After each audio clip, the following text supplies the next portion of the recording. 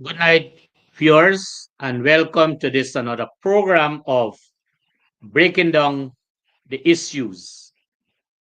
This program comes to you every Thursday night from 18:30 hours to 20 hours.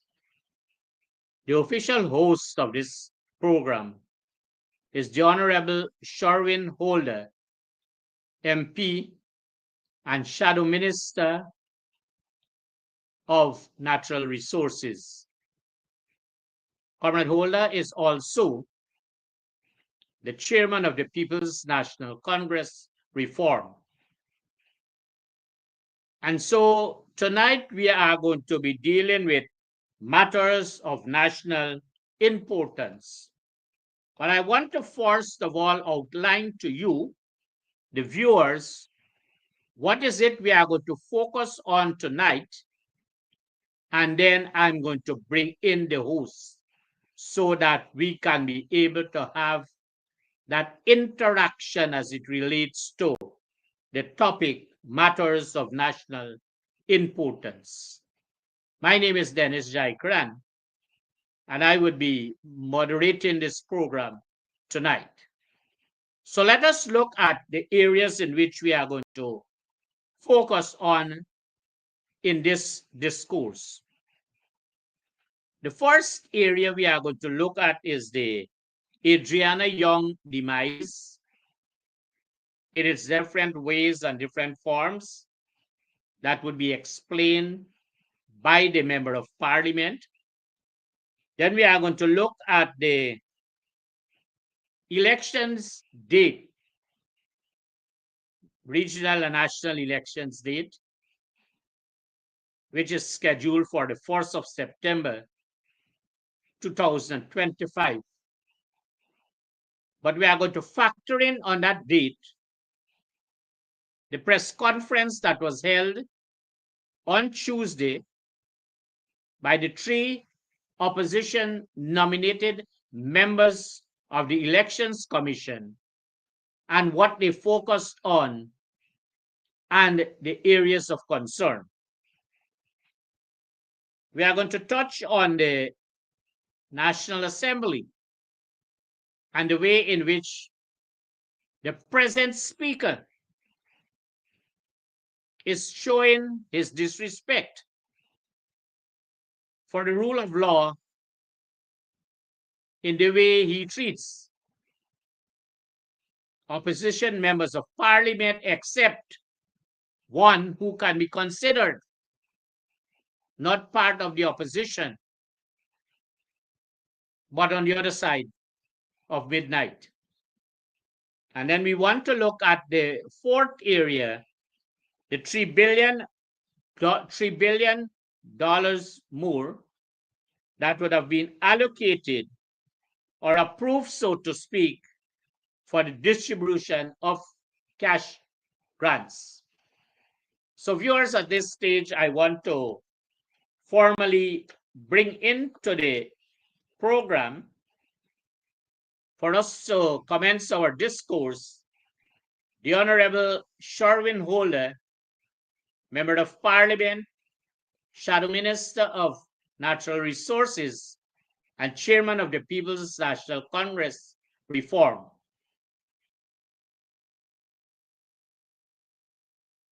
Welcome, MP, to this another program of Breaking Down the Issues. And as I would have said early on, we are going to continue to look at matters of national importance, and I would have outlined 4 areas in which we are going to cover in this program tonight. So once again, welcome, and to our viewers, once again, we thanks for welcome you. joining me and assisting in coordinating this program. I'm straight out of the car into this program, travel all the way from Georgetown. But Yes. nevertheless, I'm happy to be here so that we can discuss these important matters um, in a way that the ordinary people can understand what exactly is happening in our country. And this is a clear indication that you are just from a series of meetings and engagements in Georgetown since yesterday, and you just came in and you made yourself available because you know the importance of representing people, representing the cause of people. And that is why you are presenting yourself for this program, despite the fact you just arrived in the region. So let us go, Member of Parliament. We said to our viewers early on that we are going to deal with 4 areas of concern. And for the past couple of weeks, this whole issue of the Adriana Young demise would not have only been something of national interest, but an international concern and interest. And there are a number of things that happen from the time or that day of her demise to today. And so, if you can take us through, maybe not in a chronological way, but in a way how you see it fit, so that the viewers can have an understanding of what is happening and up to today, what would have happened. Take us through, Member of Parliament. All right, thanks, Mr. Jaikaran. You know, the death of Adriana Young has certainly shocked this nation, and it is something that a majority of Guyanese, I believe, would like to see justice for. Um, we've had cases like these in the past during the PPP reign. I can recall a young lady by the name of Reese. I can't remember her first name. I think that was a case in 1993. Monica Um, Reese. Monica Monica Reese, Reese, correct? the Good Um, Friday yes, demise. and it still haunts a lot of people who are familiar with it, and it is the cover up that would have really shook the nation, angered the nation, and that is why so many years after we are still it's more than 30 years after, 32 years or so after, um, a lot of persons are still clamoring for justice even in that matter. So you can understand the situation, or the feeling rather, of the citizens in this current matter, where young Adriana, only 11 years old, suddenly disappeared from a swimming pool during an outing in broad daylight, as people would normally say in Guyana. In broad daylight, she disappeared from the pool. It was evident that she was not there for many, many hours, and then reappeared back in that pool the next day, mysteriously, somewhat submerged. I don't want to say floating, but submerged. Um, Body still very much intact, not swollen, not swelled in any way, but just submerged there, and lots of other activities associated with that raised, caused public alarm and caused suspicion with respect to the police covering up the issue, suspicion with respect to the role of the government, uh, at least being complicit or seem to be complicit, um, in terms of the delivery of justice and all the activities of those who are supposed to work towards ensuring that justice is served in this matter. I recently spoke with the mother of Adriana Young. I visited the home quietly, without cameras, without any publicity, just to express in a quiet moment my sincere condolences. She's a relative of mine, but she's not familiar personally with me, but she is a very close relative of mine. Her father and my father are first cousins, so she's immediate family. To me, Adriana is a third, fourth generation cousin of mine. So I visited there, and again, I was stunned by the information which she shared with me, her own recollection of the activities. And there were some particular points that she said to me, and I'm hoping that I'm allowed to say it publicly. I believe she herself would have said, and others would have said certain things publicly, and so I'd want to share it with the public. She said when the child went missing around 2 to 30 sometime in the afternoon after lunch, and after they would have noticed her missing, they started to search they searched the pool, obviously. Oh, I should say that she said, first of all, Adriana is a quiet child, well disciplined, not one to do something without permission. She wouldn't come home from school by herself without saying to her mother, I'm leaving, I'm coming. She wouldn't go on the road or go outside to play without asking permission. She would ask before taking food from the pot. This is a disciplined, quiet child. And so, Mhm. the general expectation is that if she's in the pool and she would leave to go to the washroom or any place else, the expectation is that she will say that to somebody that I'm leaving. And so it is not, somebody had to, in their opinion, she had to tell someone, or somebody had to coerce her. Somebody maybe, um, which she probably would be familiar with, to get her out of the pool. Or maybe she was heading to the washroom and she had to say something to someone.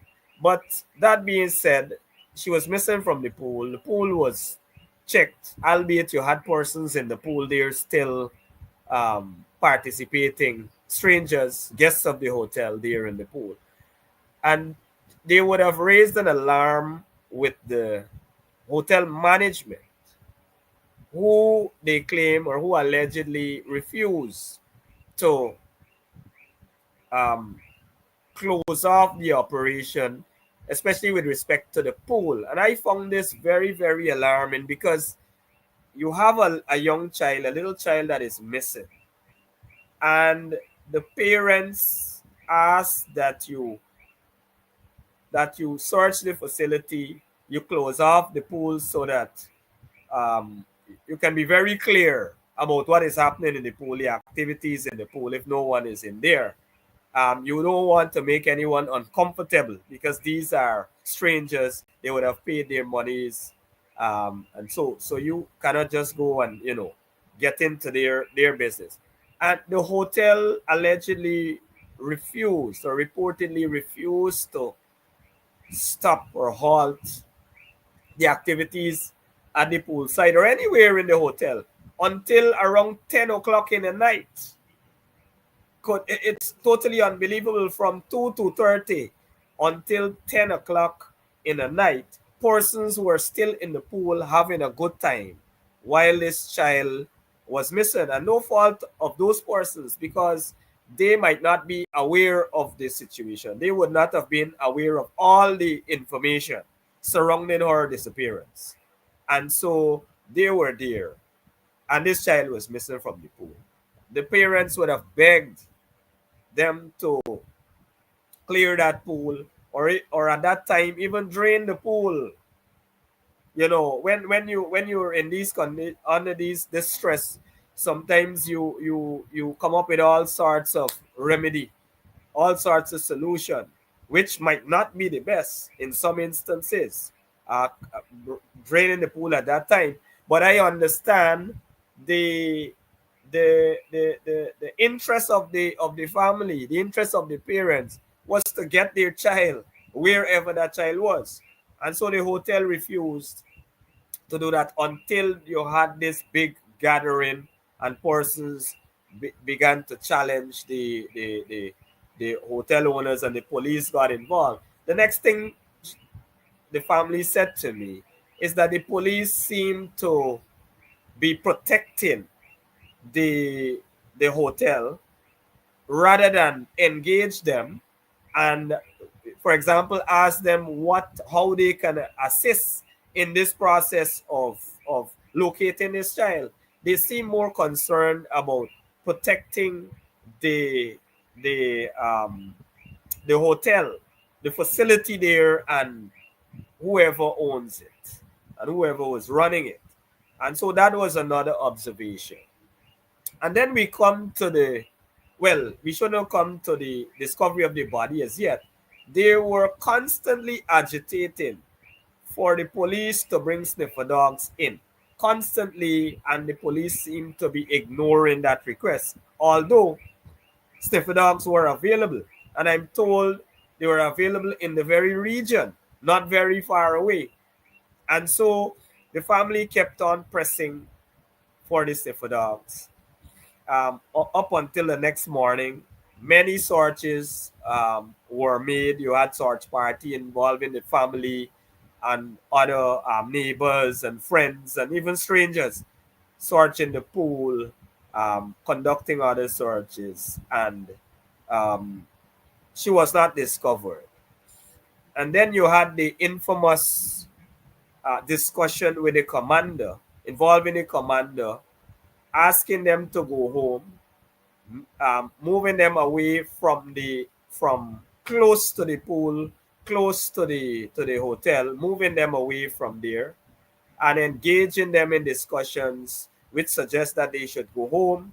The child was seen in some video leaving with some vehicle, but they stood their ground, and eventually, coincidentally, mysteriously, while that was going on, and even as they insisted that they now had some clothes for Adriana, they had clothes that she would have worn so that the sniffer dogs can use that to smell to see if the child would have left, or that trail, that scent would have led to some room or some part of the facility. Even as that was going on, this child mysteriously appeared.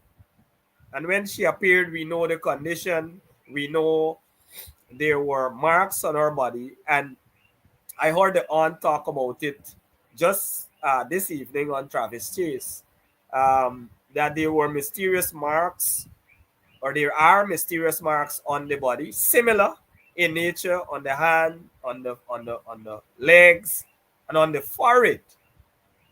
Mysterious marks there. They also observed, and I heard the aunt said it as well, the child, after the father dove into that pool and got his daughter out, and they covered her face was covered with, I think, his jersey or something for a moment. And then when the mother and the aunt raised that jersey, it was clear to them, and very clear in their minds, that she had lots of cotton wool in her nostrils. The mother said to me that she cannot be fooled by it. She knows what is cotton wool, and she saw cotton wool in the nostrils. And so those were some of the observations. Another thing that they said to me is that one of the officers, not the one, the infamous, with the infamous wet jeans, not that one, not that wet jeans officer, the other officer working with that was seen in videos, etc., with him. They assigned that officer, and I can't remember his name. They moved to assign that officer to be the lead officer, at least at that time, on the investigation. And they said they vehemently objected to that. because the conduct of these officers warranted some level of suspicion, and so they were not comfortable, or they were uncomfortable with with the those officers being in charge of any investigation, um, or any aspect of the investigation with respect to this, with respect to Adriana Young. And so those were some of the things that the family said to me. I hope that I've not breached any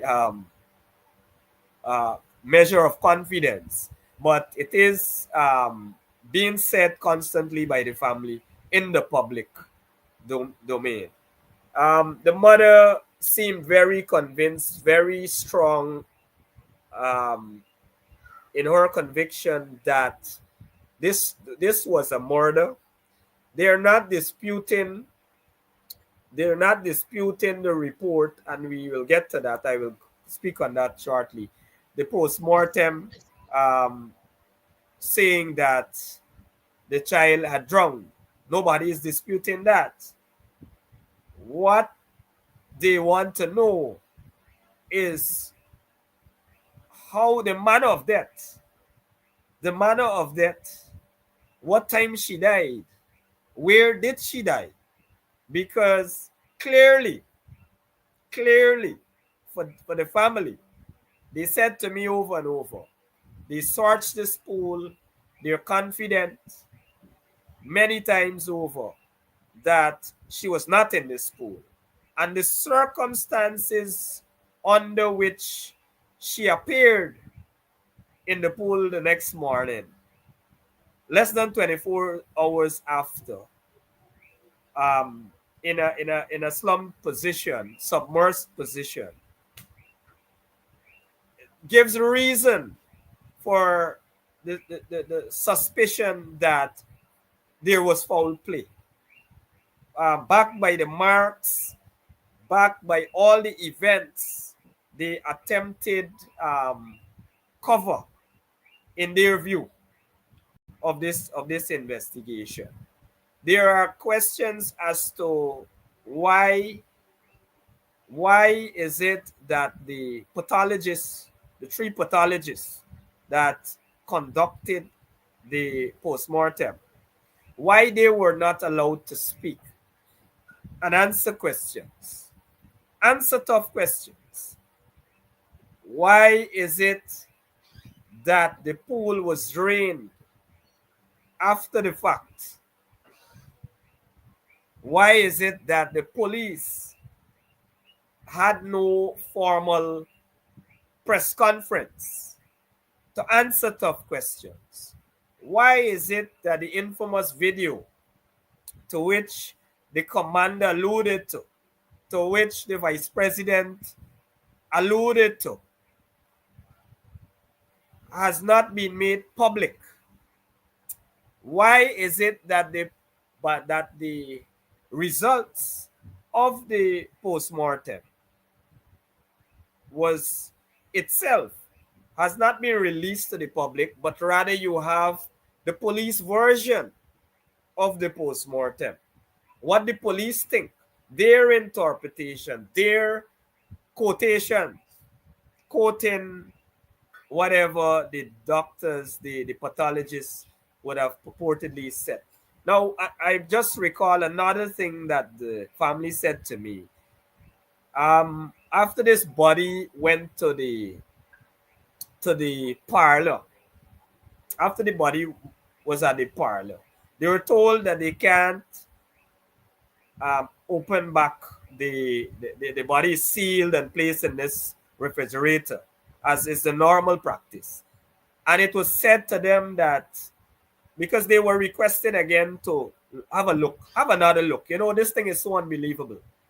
And they were requested again to have a look. And they were told, rightfully, I think, that rightfully in terms of procedure, complying with the procedure, that you can't open, they wouldn't be able to open it until a post-mortem. It was time the authorities came to do the post-mortem. They had to secure the body. So you have a seal that would seal that refrigerator. But astonishing, when they went back, I think it's the next morning, they were told that the pathologist, famous pathologist, um, Nihal, what's his name? Um, it's a government Dr. pathologist, Nihal Singh. Nihal Singh, right? He would have allegedly seen the body or was allowed to. So they're confused as to what arrangement really is there. Was there two parallel arrangements? There was already an arrangement that these persons were coming. Though the family, these were not persons recommended by the family. And that's something that the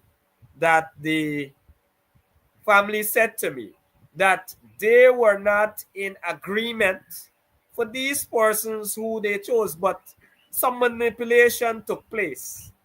And the government arrived at the point that they pushed for these persons to come in. And so they were surprised again, um, with that, and with the fact that the government pathologist was involved in at least viewing the body. So that seal was clearly removed. Only God knows if there were others, or how many others would have been able to have access to that body in that period. I mean, I mean, maybe no other person would have done anything. Maybe the good pathologist, the good doctor, visited out of his own concern. But look, the point is that it was not consistent with the process that the government would have embarked on, the process known to the public, the process known at that time to the family. And so it gives rise to questions, it gives rise to suspicion. And so we're familiar with all that took place after. The president gave his version of what transpired. He did a press statement. I really don't want to call it a press conference, because he could not possibly answer the tough questions, the technical questions. You had to had the pathologists who were involved in that process. Notwithstanding, I think he had Dr. Frank Anthony. Frank is a politician, a part of the cabinet, a part of the government process, a part of that structure which has the police as well in it. The organization for which the public has serious doubt with respect to this matter and many other such matters. And so the fitting thing to do, the common sense thing to do, was to have those persons there. If I were the president and I had nothing to hide, I wanted no involvement in this. I didn't want the public to have any suspicion of my government being complicit. Then I would have done two things.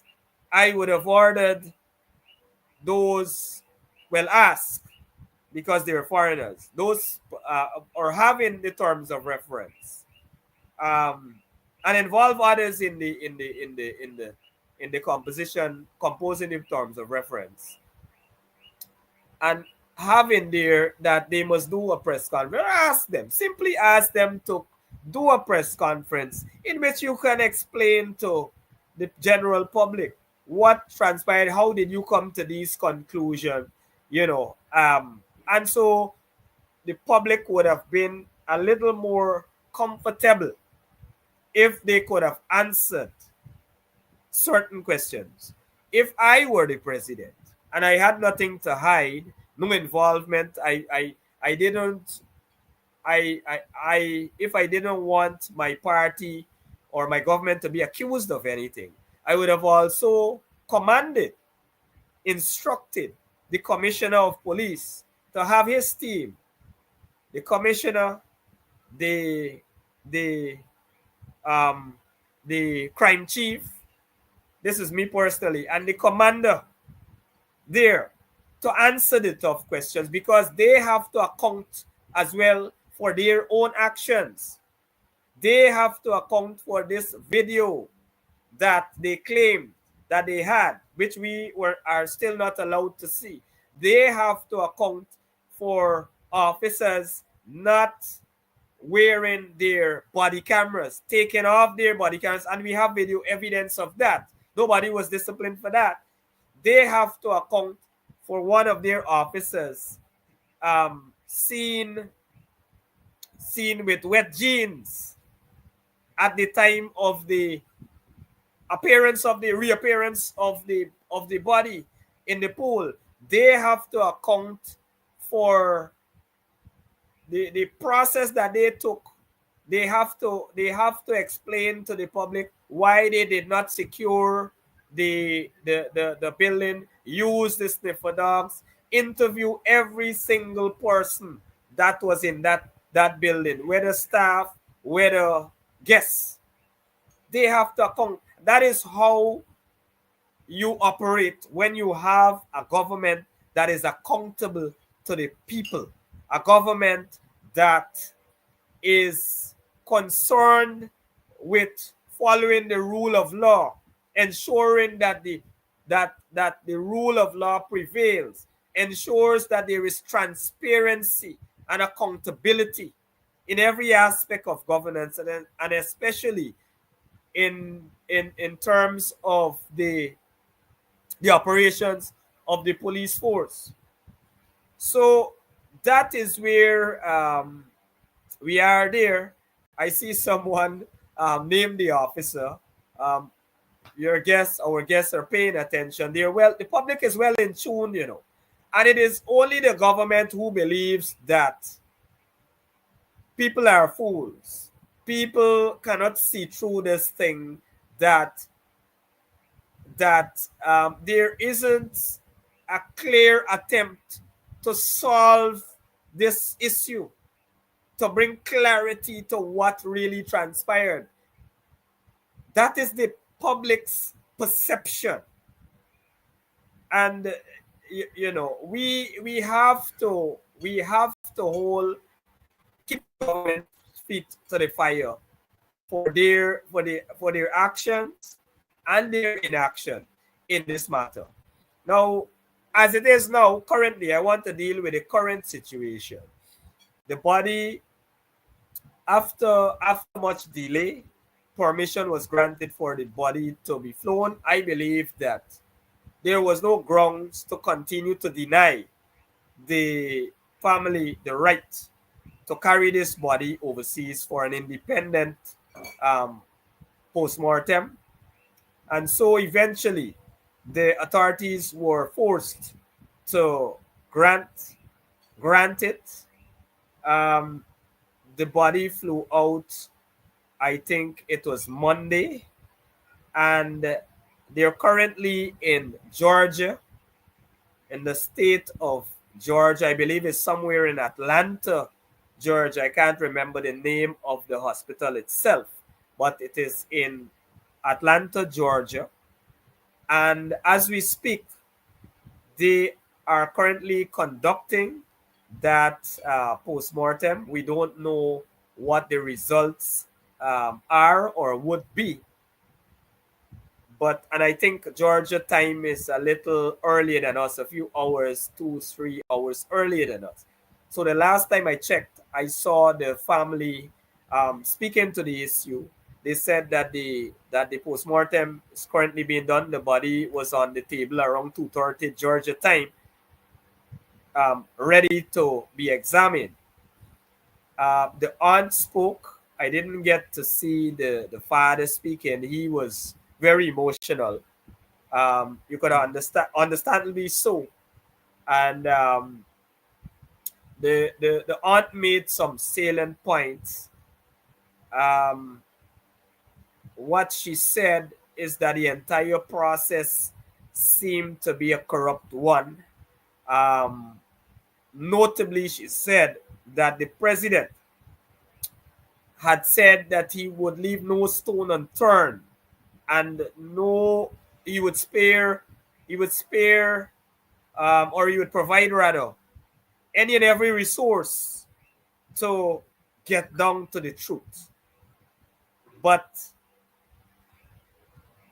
what we saw from the president after the first post-mortem seemed to be an action which indicates that he,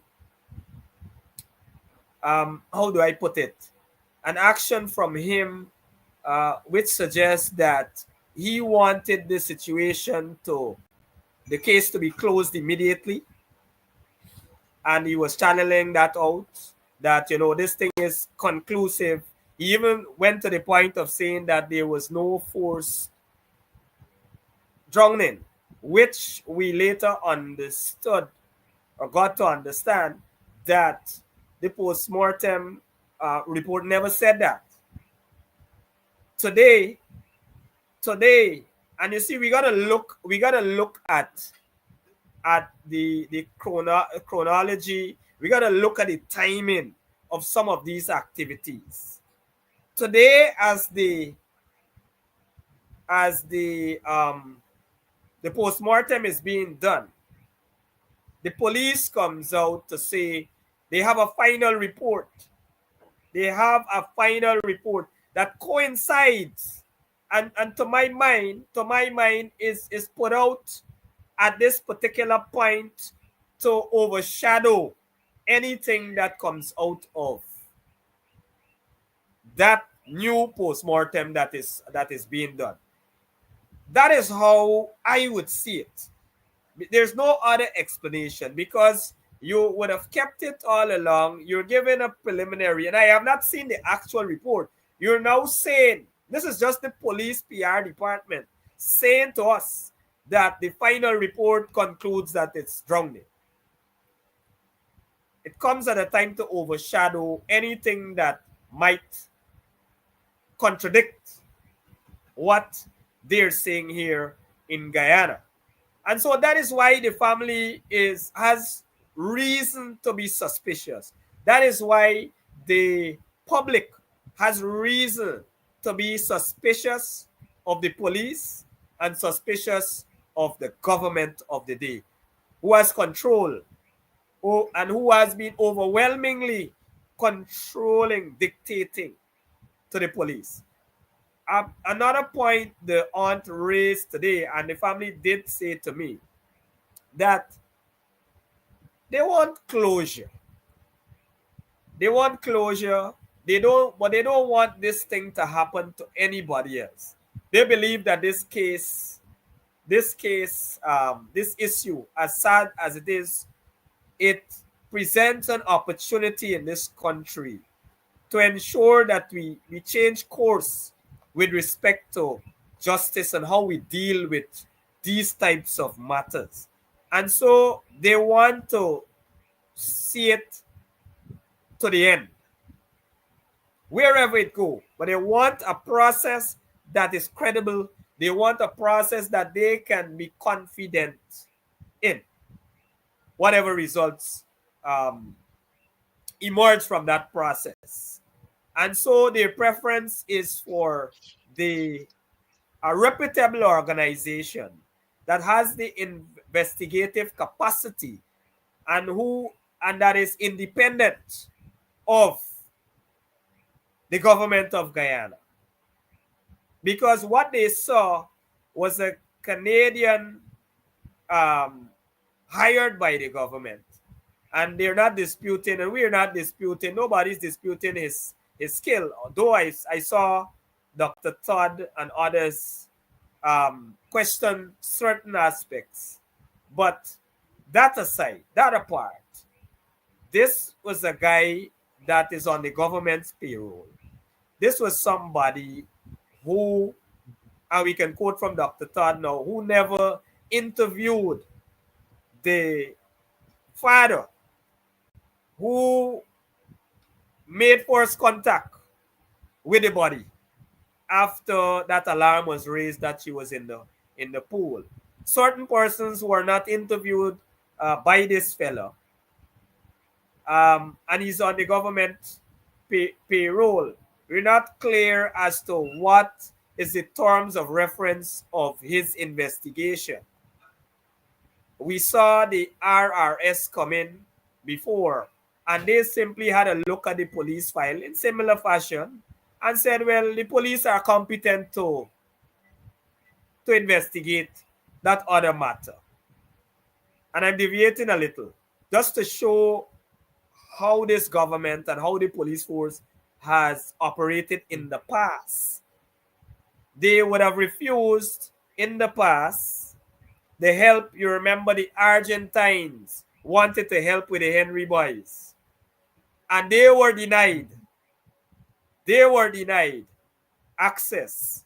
Now the family, I'm juxtaposing that because the family wants a reputable, independent organization. And they have suggested the FBI, Scotland Yard, or even the Canadian Mountain Branch. They have a good reputation as well. But it's organization, not a retired officer. Now, it, it is alarming. It is alarming that the president, who said that he will spare no resource, he make all the resources available, he will leave no stone unturned, he will do everything in his power to ensure that we get to the bottom of it. The family is requesting the FBI. There's a lot of controversy surrounding this matter. Whether you want to say whatever you want to say about it, there is controversy. And so to clarify and to clear up and to bring the truth forward and to bring this thing to an end, to get closure, you can simply bring the FBI, to which the ambassador, the American ambassador, the embassy, has already expressed their willingness to provide that assistance. And they said in no uncertain terms that all that has to happen, all that is required, is a request by the government of Guyana. This is where I have no trust for Irfan Ali. They do a lot of PR. They try to put him as somebody who is honorable and up, stand up, straight up guy. But when you examine these issues, when you read the fine print into these issues, you will tend to think the opposite of Irfan Ali and his government. Because here is a situation where you can clear your name. You can clear your government's name, your party's name. There are lots of fingers pointing at you,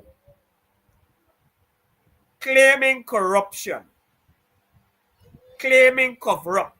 And you have an opportunity to clear your name, and you are not taking any of the steps that are available to you to ensure that you have a clean slate and that justice is served. And so I found that quite interesting that offer remains on the table, is languishing there, like many others we have seen in the past. And here you have a government that I would say is refusing to go down the road of ensuring that the investigation is credible and that whatever the outcome of that investigation is one that is acceptable to, first and foremost, the family, and secondly, to the wider public. It is our hope. We don't know where this investigation, where the post-mortem rather, where the results will go. As we are speaking on this live, I am not aware that anything has been released. But that apart too, that apart, whatever this post-mortem says, there are still limitations. One, that's the first point I want to make. There are still limitations. There are still, for example, you want to do some chemical tests, toxicology. You want to you and this isn't even with the postmortem. These other parts of the investigation. You would have wanted to take samples of that water and test it against the water in the pool, that is, and check it against what is in the lungs, I would suspect. Because if she died from drowning and you're claiming that you want to know where she drowned, did she drown in the pool? Did she drown in a bathtub or in some bucket somewhere? Um, you want to do those things. So, notwithstanding whatever the postmortem says, and the investigation should remain open. The investigation into her death should remain open. There is much there to investigate, and obviously the government is looking to close it off. From the statement we've seen today from the police, they're basically saying to us that this is done, completed, finito, whatever you want to say in whatever language. It's done with. There needs to be a proper investigation there, and there also needs to be an investigation into the conduct of the police, because ever so often we see this kind of conduct in these types of matters where persons who the persons involved in the issue or with respect to the issue are linked to the government. And so you see all types of maneuvering, all types of cover. We can go back to look at the similarities between this case, the conduct of the police, that is, in this case, and the conduct of the police in the Boston matter. We can look at the conduct of the police, the similarities, the conduct of the police in this Adriana matter, and their conduct in the recent shootings in Linden. All of them have a trademark. The PR, the public relations of the force, very early put out false statements and have to retract those statements when evidence is brought by the public or those involved. And so it is a common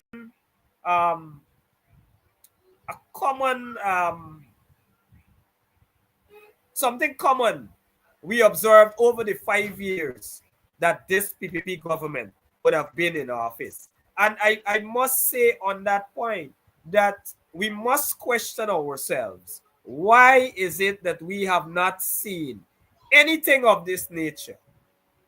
Period.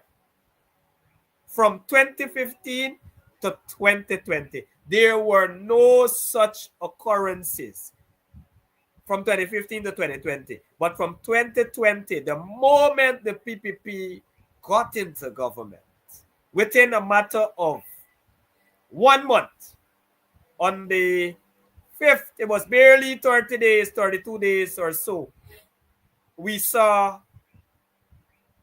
the killing of the Henry cousins and the subsequent cover. I will call it the cover that we saw. We saw within the next year, and that was September 2020. September 2021, we saw Boston being killed by the SWAT team. And we saw the cover. There was never no investigation in terms of the conduct, into the conduct of the police. Who sent them? Who authorized this hit? Why they breached certain basic process? Why they went in with guns blazing for somebody that was not wanted? How is it that mysteriously a gun fired off?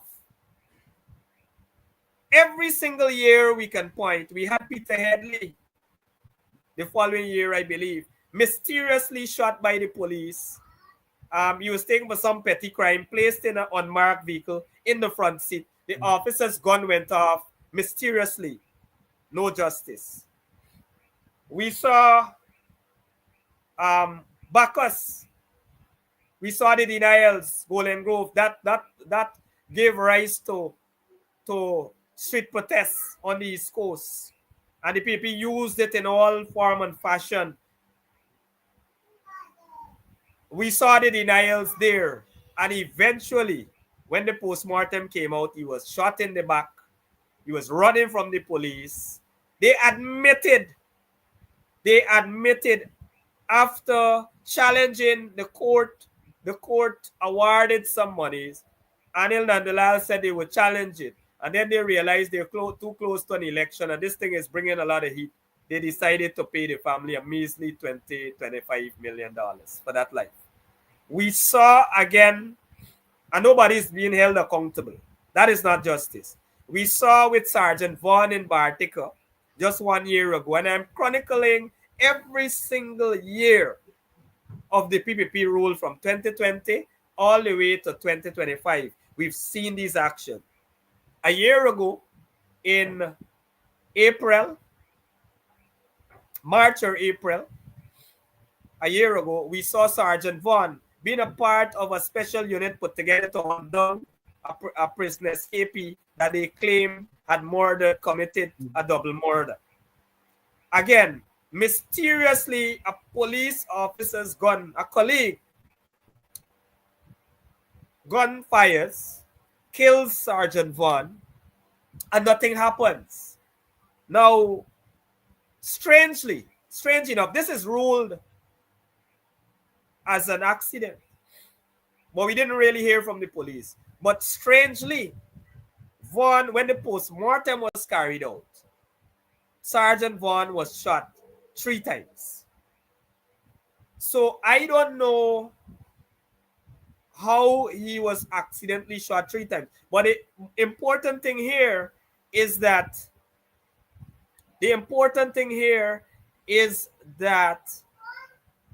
nothing has been said. There is no justice. His jewelry, his belongings, everything is still in the possession of the police.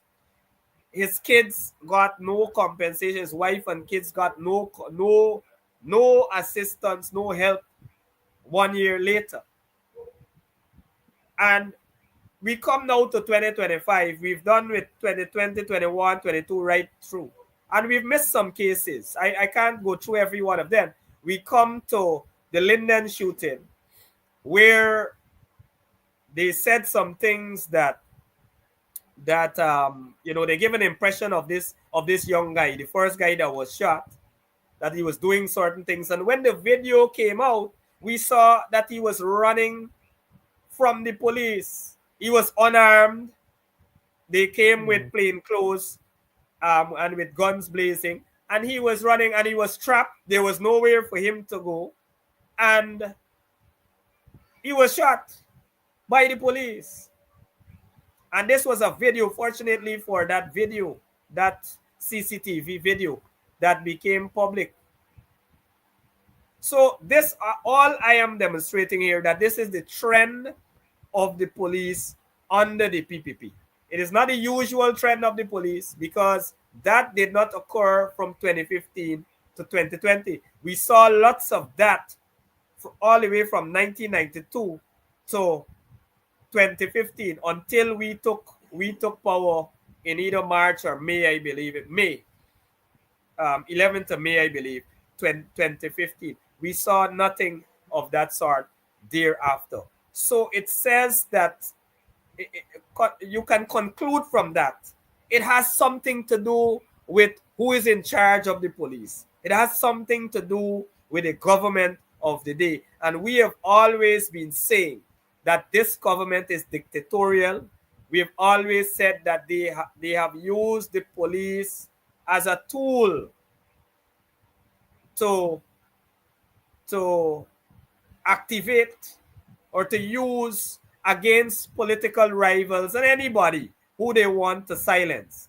Look, just yesterday, and this is why we should we are suspicious. This is why the nation does not trust this government and the force, the current leadership of the force. Just they seem to be doing everything possible to silence anyone who speak on this Adriana matter, bring it to the public fore. Just yesterday, our regional chairman Adams, Deron Adams of Linden, he made a public post that his Facebook was hacked. And there was some post there saying, breaking news, Adriana was murdered. Lo and behold, the PPP Live in Guyana and other propaganda pages were carrying it and saying certain things. Immediately after that, he was contacted by the police. And today, he had to report again to the cybercrime unit. Now, I don't understand if it is, in my opinion, that Adriana was murdered. How on earth can you arrest me or detain me or ask me to report to the police station? I have not accused, and Deron has not accused anyone of anything. He has said that his device, his profile was hacked. But put that apart. If I say that I am suspicious, I believe that she was murdered, given the evidence in front of me, and I personally do, based on what has transpired there, unless something concludes, a proper, credible investigation concludes that she was not, then most Guyanese will conclude that there was foul play and that she was murdered. So I cannot fathom how is it that if you say the child was murdered, you believe that the child was murdered, how is it that constitutes terrorism? How is it? This is a blatant violation of people's constitutional rights. It is a blatant violation of free speech. It is a blatant misuse of the terrorism law that were implemented. And they like to say that, oh, it was the APNU AFC that brought these laws. Well, the APNU AFC never misused those laws. You never saw people being hauled in for terrorism here, there, and everywhere. There, you have to charge people under the requisite law. You cannot use terrorism to silence people. And that is what the PPP is doing. They are using the law, misusing the law and misusing the police force. And that is why the president, in my view, was so determined to keep Hikin, to first of all promote Hikin as illegal as we believe it was and is, to promote him to lead that force. We believe that it is illegal. We believe that he's neither qualified nor certified to head the force. We believe that his appointment was illegal. But the president was so hell-bent on promoting this guy and a few others and keeping him there, continues to keep him there even after he would have passed his retirement age. When you add up all of these things, you have one conclusion, that the government is complicit in this Adriana matter, and they use the police force as their tool, as a tool for repression, to silence people, silence the opponents, silence anyone who doesn't share their view. I know I've spoken a lot on No, this no. matter. You, We have little you, time, but no, I right, think I right. can leave it there. No, but while we have little time in terms of it, the issues that you are bringing forth are very important for all of us. And therefore, it would have been good, the things that you said. But while we close on this particular matter of the Adriana Young demise, I want to make a few very quick passing comments. One is that any report that is not concluded and a part of it would have been presented, it cannot be a final report. It has to be a preliminary. And they know very well that a second autopsy would have been done. And therefore, whatever report would have been presented before the second autopsy must be a preliminary. So that is the first point. The second point, in any operation, I do not mean in medical terms operation, because they don't call it operational. They say procedures. There are three things you have. Before you commence what you have to do, if you want to be very accurate and professional and have the end results based on the satisfaction of all parties, you first of all must hold a pre-conference outline outlining all the things that you would do. That was not done. The next thing, that you carry out whatever functions you would have mentioned in the pre-conference.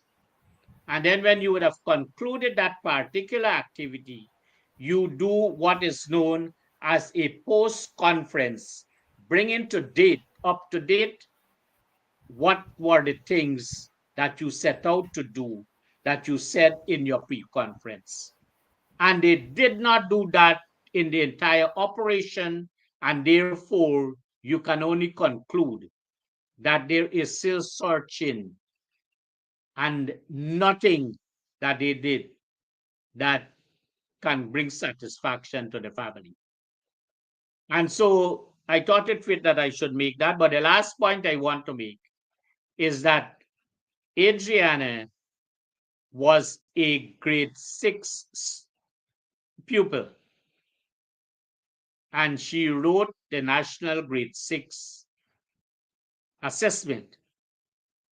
And at a particular time when those results are going to be out, Adriana would not be in person, but she would receive her results posthumously.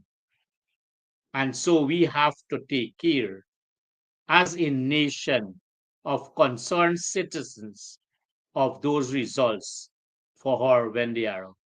So I want to thank you for bringing us up to date, MP, on the Adriana Young demise. Let us now turn to, we have a couple minutes more, at least 11 minutes more, to deal with You might four have other to issues. prioritize.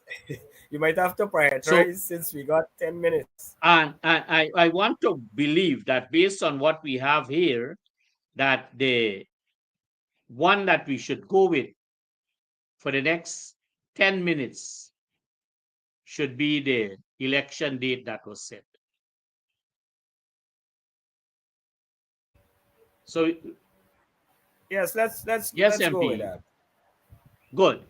So that date would have been announced sometime during the weekend, naming the 1st of September as the date for regional and national elections.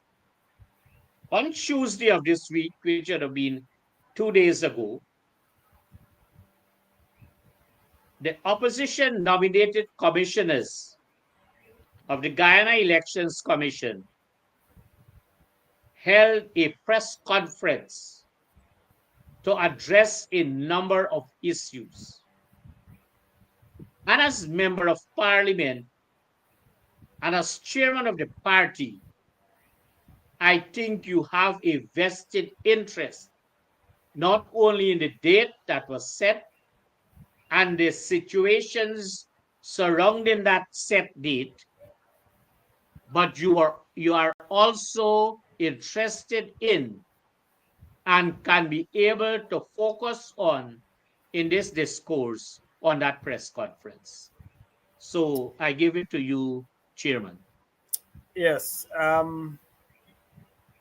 During the his independence remarks, President Ali would have announced the date for elections as the 1st of September. Now, as a political party, as a mass based political party that I'm from and the party which I chair, the PNCR, People's National Congress Reform, we're always prepared, we're always in election mode. You would know that we have a machinery that is constantly at work. And so we have always been preempting, preparing, looking at dates since last year. I believe our leader would have even said that publicly many times over, that we expect them to call elections early. And so we're always prepared. So I'm saying that to say that the announcement of that date being the 1st of September did not surprise us in no way. In fact, we were looking at some dates, I think the end of August. We were considering that, based on everything that we know, based on preparation for GCOM, etc. We were looking at that sometime early in the year. We were looking at various dates where um, this thing could be called. But of course, as the process moves on, the election, our ability to hold an election is dependent on a number of things. The Constitution speaks to when an election could be called and who is responsible for making the proclamation. And so, and I should say, as it is now, there isn't an official date for elections. That for there to be an official date, as I understand that date has to be done through a proclamation. Meaning it has to go in black and white. That proclamation has to be gazetted. Then it becomes law. It becomes law. So the president needs to have something on paper to say September 1st is the date. But as a matter of principle, if you say September 1st, we understand that a proclamation, an official proclamation, would follow, making it law. So we're assuming that. That being said, that being said, GCOM, the next thing that election depends on is the organization which is responsible for the poll. You can't set a date and that organization, um, a date which wouldn't allow that organization to properly prepare and to carry out its activities, its preparation to ensure that you have those polls. And mind you, that organization, which is GCOM, has a mandate, a responsibility to ensure that elections are free, fair, and the results of those elections are credible. And so, to achieve that mandate, there are certain norms, there are certain things vested in law legislatively, and there are also certain practices that would have been agreed upon by commissioners on both sides and the chairperson, that these are the procedures with specific timelines that can best produce credible results as far as the organization goes. And further, I would say, I am no lawyer, but I want to say to the public that those practices have legal bearings as well. Because when we look at um, the matters that went to the courts, the election matters, it was established quite clearly that GCOM can do certain things, what certain things within their organization to ensure that they have free, fair, and credible elections. So they are allowed um, that they are given that leverage to put certain procedures in place as they see fit, ensuring to ensure that that mandate is achieved. And so you have certain timelines. You have timelines for nomination day. You have a timeline for the submission of your lists, your regional lists, and your geographical list to be correct, and your national top-up list. You have a timeline to submit the and you have a specification how many persons your nominees for that list, your supporters for that list, the persons who nominate those persons on that list. You have a timeline, and so the two sides over the years would have had to tweak the system to be efficient one, but to also allow certain timelines that would allow the parties to comfortably um, satisfy the requirements for them to contest, and certain other timelines for GCOM to carry out its functions. Reasonable timelines and timelines that are practical. And so GCOM had a meeting on the 20th of this month, which in which a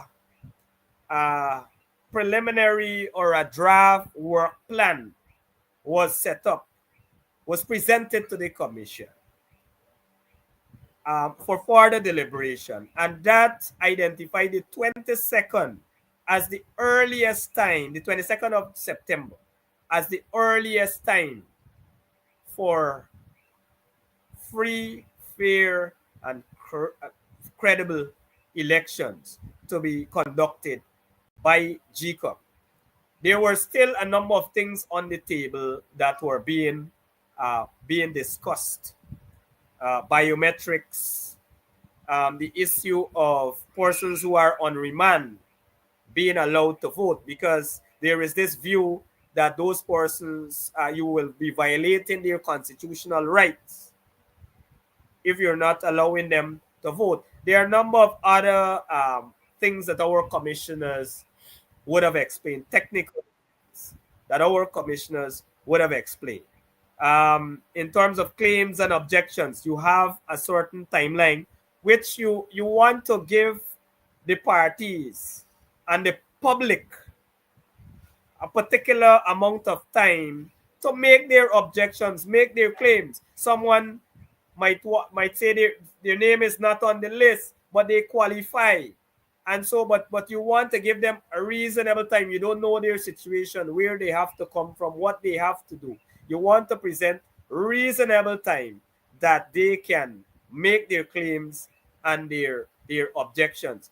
If you have objections to nominees, because we know how this goes, each side will present a list of persons who nominate these candidates that you have, and then you would find that Tom Jones is on the APNU list, but then you find that Tom Jones' name on the PPP list as well. There are remedies for that, and the GCOM process allows for certain appeal with respect to your name on the list or not on the list, where you have to appear in court. And we know how the courts go. The courts rule based on evidence presented, and so you must give sufficient time to present your evidence, to get up whatever you have to get up. this new time or this date, as announced by the president, now brings all those things into question. Obviously, obviously, you can't satisfy the norms of GCOM, the normal practice of the election agency. It obviously will affect it. It is not 1 day or 2 day. It is by 3 weeks. It is reduced by 3 weeks. So you have serious implications with respect to the credibility and the acceptability of the elections after the results would have been announced. If you go down this path, now we began to question how the president arrived at that point to make such an announcement. And we were told, which was confirmed by GCOM, I believe, yesterday, they made a release which said that the president consulted with the CEO. Well, that is okay. That is who is he expected to consult with. The problem is that the date provided or the period provided, there was no consultation with the commissioners. It is the commission who is supposed to approve this work plan. What we were told is that the chairperson of GCOM claimed that she consulted with the CEO and she made a decision. That is not how it works. It is not within the CEO's purview to pronounce on such matters, but to provide that information to the commission as a suggested work plan, because he's the person that actually runs the day-to-day operation. And so he would present a draft plan to the commission for approval. The chairman is not the commission. And so I believe the chairman is out of order to make such a proposal to the president. Further, I believe that there is collusion here. They know how to do these things. He will follow the process as he speak with the chairman, because who else will he speak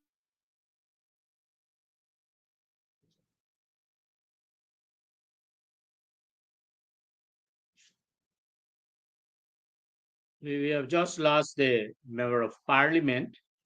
Um, we have so viewers, our member of parliament might have received some technical difficulties, and as such, we have lost him for a while. But because we would have come to the period allocated for us on this program, in the absence of us not having our host, I want viewers to say how grateful we were to you as you are listening to this program. And we want to say thanks. And next Thursday at the same time, MP, I lost you for a while and I was concluding the program because I already said to our viewers, because we are out of time as it relates to our allocated Yes. duration. And so now that you are back, I give you the opportunity to conclude, and then we conclude the program. Yes, I know there are other programs coming in, but Right. I was saying that date now brings that into question. And I was saying about the CEO. Now, I think that there is collusion, because who else will he speak with? He has to speak with the chair. Retroactively now, a draft or a program is coming to the commission to say that they can satisfy the president's date. This is retroactively. That is not how it's supposed to work. If if perchance that would have allowed the norms of GCOM, the normal 1 week for certain activities and 5 days, 10 days, whatever, then it would be acceptable. But you cannot accept the CEO, the chairman making a unilateral decision. And it is, I see them disputing whether it's a unilateral decision. It is a unilateral decision in the context of the commission. Unilateral, you alone making it across the board. The decision is supposed to be made by a majority of or the entire commission, or by a majority at minimum. And if the chairman alone makes such a decision, then it is unilateral and it doesn't bode well for what is to come. I would term this is gerrymandering. This is mischief afoot. It means that at this stage you cannot trust anything in terms of GCOM. And this trust issue has been around for a long time, from since 2020. We have asked for an internal review of GCOM process. We know all the troubles that GCOM had and continues to have, and they refused to do that. So over the years, um, they would have employed persons, including the CEO and DO, I'm told, who did not fit the full criteria for or qualify based on the criteria set out for the job. They would have employed a lawyer, and I'm telling you and letting the public know the antics of GCOM and why they cannot be trusted. They employed a lawyer who gave his independent views, who gave a view in court recently in a matter which he submitted in writing, to which they did not object, and he gave that very view in court, and they were dissatisfied with it, and they did not renew his contract.